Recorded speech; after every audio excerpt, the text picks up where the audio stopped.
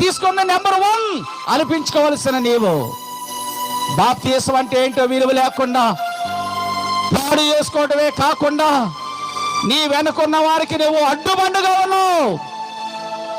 సరి చేసుకో. ఈ రాత్రి కాల సమయంలో, ఈ రాత్రి ఆలోచించు. నువ్వు నీ జీవితంలో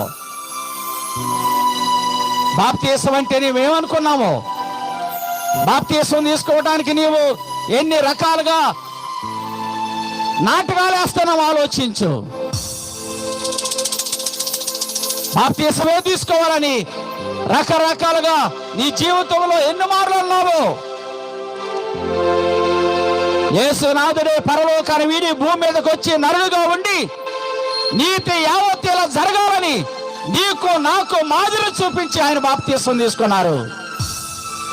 ఇంత గొప్ప రక్షణ, ఇంత గొప్ప అవకాశము, ఇంత గొప్ప భాగ్యము